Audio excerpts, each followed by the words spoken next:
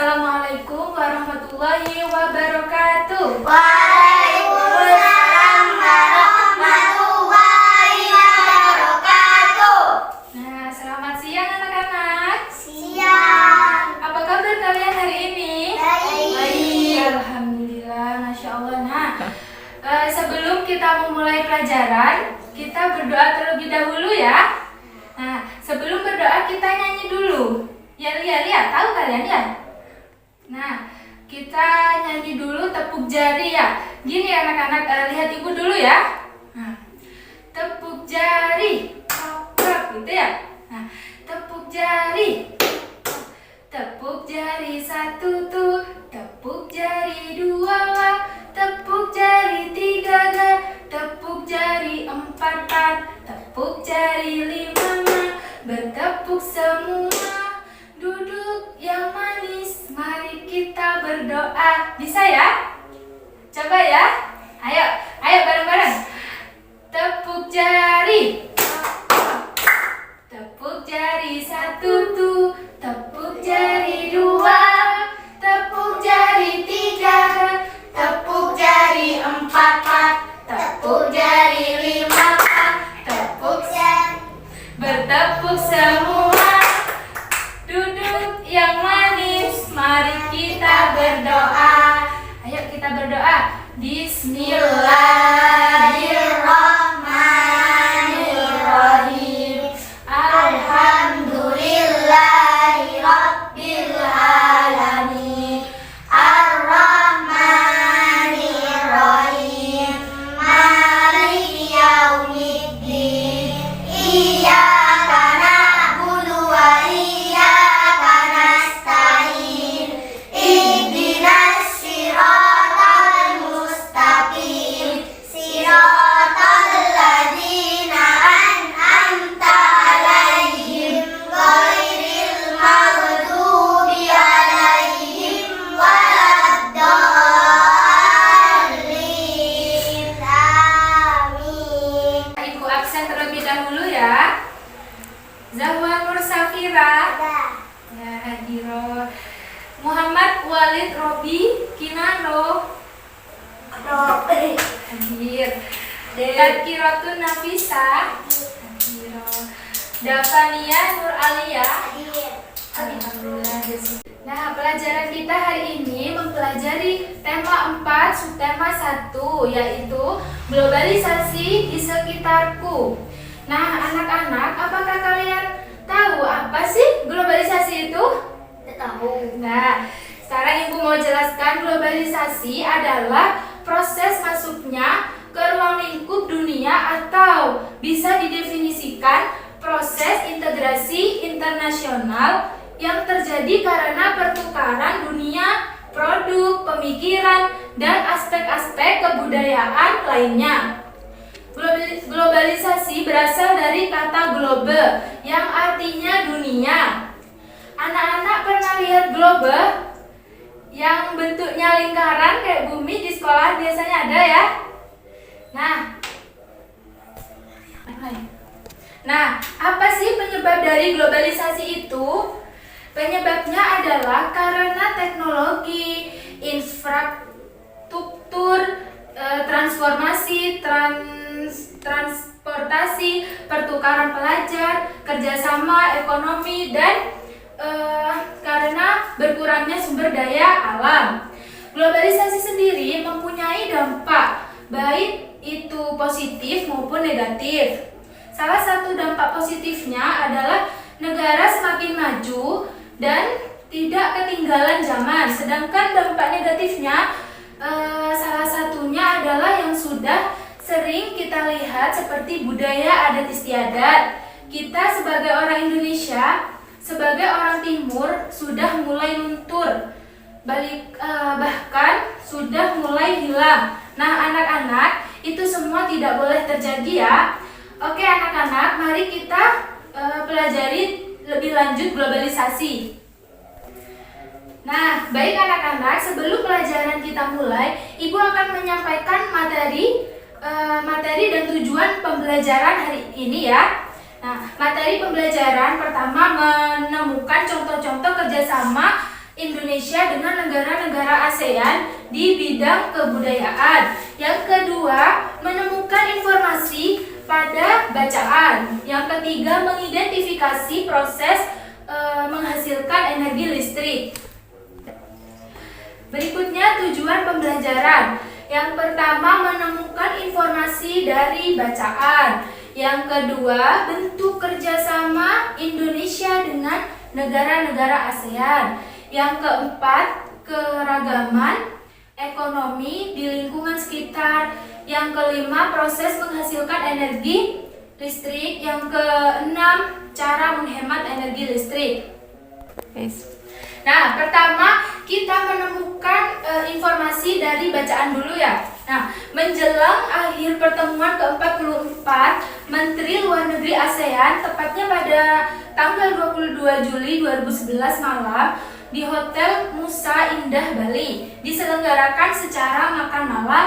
Acara tersebut dihadiri lebih dari 50 menteri luar negeri. Tampak Menteri Luar Negeri Amerika Hillary Clinton dan Menteri Luar Negeri dari negara-negara ASEAN, Cina, Rusia, Uni Eropa, dan lain-lain. Tentu saja berbagai makanan tradisional dihidangkan dan berbagai kesenian daerah ditampilkan seperti tari-tarian tradisional Jakarta, Bali, dan Aceh. Sebagai acara puncak adalah penampilan angklung interaktif oleh Saung Mang Ujo. Semua hadirin dibagikan angklung berbagai tangga nada. Kemudian memakaikannya bersama-sama dengan dipimpin oleh Daeng Ujo. Tampak semua undangan berbahagia. Mereka dihadiahi angklung yang baru saja mereka mainkan sebagai tanda mata di Indonesia. Oke anak-anak, selanjutnya kita akan mengetahui bentuk kerjasama Indonesia dengan negara-negara ASEAN. Anak-anak seperti yang kita ketahui bersama, bentuk kerjasama antara Indonesia dengan negara-negara yang ada di ASEAN ini banyak sekali, baik di bidang ekonomi, sosial, budaya, maupun politik. Nah, namun pada tema 4 subtema 1 kali ini kita akan membahasnya hanya pada bidang sosial dan bidang kebudayaan. Keberagaman ekonomi di lingkungan sekitar. Anak-anak, batik merupakan warisan budaya yang sangat luar biasa di Indonesia. Nah, batik sudah sangat mendunia. Bahkan tokoh penting negara-negara besar sering kali mengenakan batik jika menghadiri pertemuan kenegaraan. Untuk itu kita berkewajiban melestarikan batik. Salah satunya dengan cara mempromosikannya. Nah, selain sebagai pengusaha batik, masyarakat di Indonesia juga memiliki berbagai kegiatan ekonomi yang lain, yakni pertama nelayan, kedua peternak, terus ketiga petani, dan yang keempat pengrajin batik dan lain-lain, masih banyak. Ya. Berikutnya proses menghasilkan energi listrik. Robin mulai lah ya.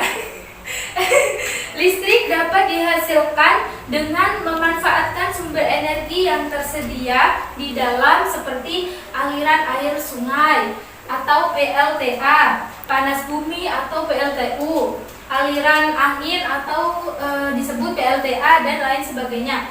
Proses menyalurkan energi listrik, pusat pembangkit listrik membangkitkan energi listrik yang besar dinaikkan tegangannya oleh transformator penaik tegangan hingga 500 kV.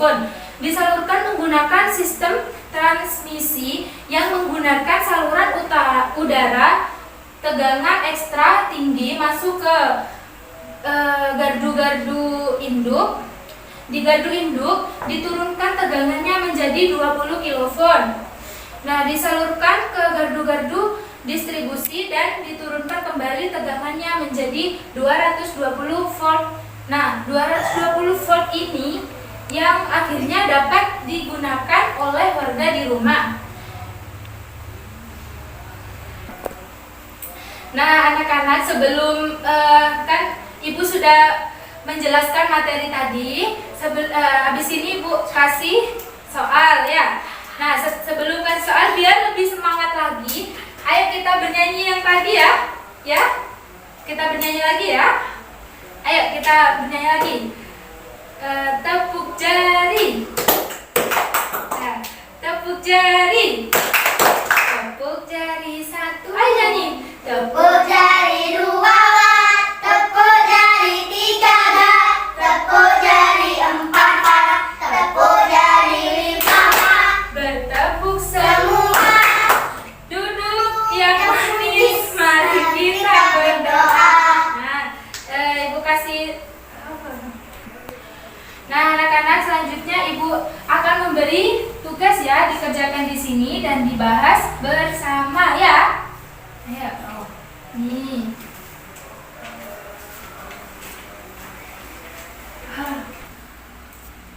Nah, dikerjakan dengan benar ya, dengan baik dan tepat ya. Nah. Selesai. Dikumpulkan di depan ya kalau sudah selesai ya. Nih.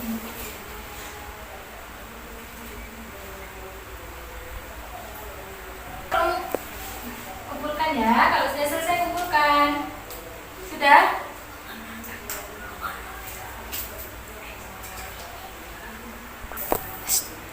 Ayo dikumpulkan kalau sudah selesai ya. Baik anak-anak, mari kita bahas bersama ya. Nah, ayo dengarkan baik-baik ya. Nomor 1, pilihan ganda ya. Globalisasi membuat masyarakat di dunia bisa A. Saling menjauh, B. Saling mengenal, C. Saling tertutup, dan D. Saling bermusuhan. Jawabannya yang mana? B. A. Pinter ya, betul, B. Saling mengenal. Nah, yang nomor 2, kerjasama Indonesia dengan negara-negara di kawasan ASEAN adalah kerjasama. Contoh kerjasama A. Individual, B. Multilateral, C. Bilateral, dan D. Regional. Jawabannya D ya, regional. Gak apa-apa salah. Yang nomor 3, pada era globalisasi, maka kita bisa mendengar kabar berita dari negara lain dengan A. Sangat cepat, B. Rahasia, C. Sangat lama, D. Simpang siur. Jawabannya apa? C. Salah semua, jawabannya D. A. Sangat cepat. Nah, selanjutnya yang nomor 4. Komponen utama dalam sebuah pembangkit listrik tenaga air adalah berupa A. Uap dan air, B. Cairan kimia, D. Kabel dan lampu, C. Kabel dan lampu, D. Turbin dan dinamo. Jawabannya apa? D. Jawabannya yang D. Turbin dan dinamo. Nah, yang nomor 5, yang termasuk contoh pengaruh globalisasi yang ada di sekitar kita adalah A. Banyak penjual makanan di pasar, B. Motor yang dipakai guru kita merek luar negeri, C. Sekolah harus memakai sepatu, D. Kita berangkat sekolah naik bus. B. Betul. Selanjutnya kita bahas soal isian. Nomor 1, globalisasi berasal dari kata global yang mempunyai arti apa? Siapa yang tahu? Ayo, yang mempunyai arti apa? Dunia, ya betul. Nomor 2, saat terjadi gempa bumi di Palu, Sulawesi, banyak negara lain yang memberikan bantuan. Hal ini termasuk bentuk hubungan di bidang sosial. Nah, nomor 3, di era globalisasi ini kita dapat dengan mudah mencari informasi tentang negara lain melalui akses internet. Nah, selanjutnya nomor 4, bagaimana sikap yang perlu kita miliki dalam menghadapi globalisasi? Sebutkan. Sikap kerja keras. Sikap bekerja keras. Sikap percaya diri. Sikap saling menghargai. Sikap toleransi. Nah, sikap semangat, sikap kreatif dan inovatif. Yang kelima, sebutkan contoh pengaruh globalisasi dalam bidang pendidikan. Nah, pengaruhnya itu banyak ya. Pengaruhnya adanya pelajaran bahasa asing di sekolah, terus banyak peralatan sekolah buatan luar negeri, banyak guru atau pengajar dari negara lain, adanya pertukaran pelajar antar negara kita dengan negara lain, masuknya materi pelajaran yang membahas tentang negara lain. Nah, kemudian yang terakhir Ibu akan menyampaikan kesimpulan. Yang terakhir Ibu akan menyampaikan kesimpulan. Cara menemukan informasi adalah dengan membaca teks secara keseluruhan, memahami judul, dan menggali bacaan dengan kata tanya atau disebut adiksimba. Bentuk kerjasama Indonesia dengan negara-negara ASEAN di bidang sosial atau pengembangan kesejahteraan, bantuan mereka, pengembangan sumber daya manusia, dan mengurangi masalah atau pengurangan masalah di bidang budaya atau melakukan pertukaran pelajar, bekerja sama untuk meningkatkan peristiwa, mengadakan SEA Games, dan adanya pemikiran program acara TV.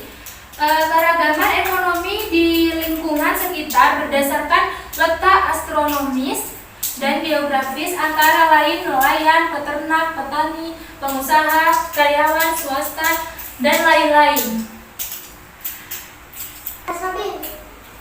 Nah, selanjutnya apakah ada yang ingin ditanyakan? Tidak. Sudah paham semua ya? Alhamdulillah, Masya Allah. Nah, kalau tidak ada, Ibu tutup dengan membaca Alhamdulillah bersama-sama. Alhamdulillahirabbil alamin. Dan membaca surat Al-Asri. Bismillahirrahmanirrahim. Wal asri innal insana lafi khusri illa alladzina amanu wa amilus solihati wa tawasau bil haqqi wa tawasau bis sabri. Baik, Ibu tutup. Assalamualaikum warahmatullahi wabarakatuh.